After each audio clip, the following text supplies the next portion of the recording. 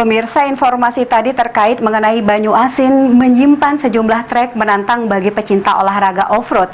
Yang tidak heran, sejumlah off-roader dari Banyuasin dan Palembang bergabung untuk menjajal trek menantang sepanjang 50 km di kota Pangkalan Balai. Kita beralih ke informasi selanjutnya. Menjelang berakhirnya masa jabatan Wali Kota Palembang Harnojoyo, rencananya pembangunan daerah tahun 2024 hingga 2026. Rencana kerja ini nantinya akan dijalankan oleh pelaksana tugas dengan fokus peningkatan kesejahteraan masyarakat.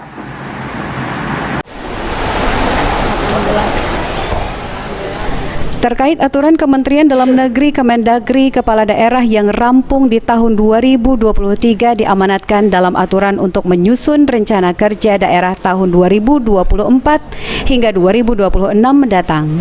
Dalam hal ini, Wali Kota Palembang Harnojoyo masa jabatannya akan selesai di tahun 2023 dan akan digantikan oleh pelaksana tugas PLT.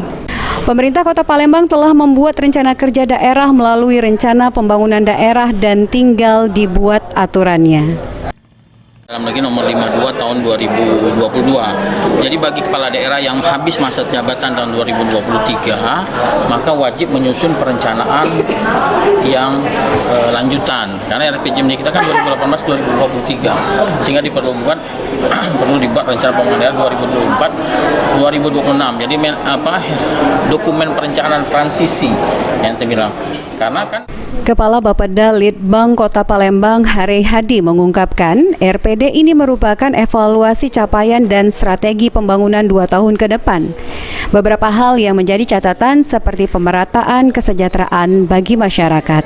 Meski indeks pembangunan Kota Palembang yang merupakan tertinggi di Sumsel, Kota Palembang menurut Hari masih memiliki pekerjaan rumah seperti mengurangi pengangguran dan tujuan untuk meningkatkan kesejahteraan masyarakat. Kita bicara tentang masalah isu terkait dengan bagaimana kita upaya pemerataan kesejahteraan masyarakat. Yang tahu kita sendiri, kita ingin bahwa pembangunan di segala sektor itu juga harus muaranya kepada upaya peningkatan kesejahteraan masyarakat yang diukur melalui indeks pembangunan manusia yang kita sudah tertinggi di se-Sumatera Selatan, paling tinggi IPM kita. Nah, tentu masalah-masalah krusial kemiskinan, pengangguran ini menjadi PR kita masih ke depan. Masalah Aprianto, PAL TV.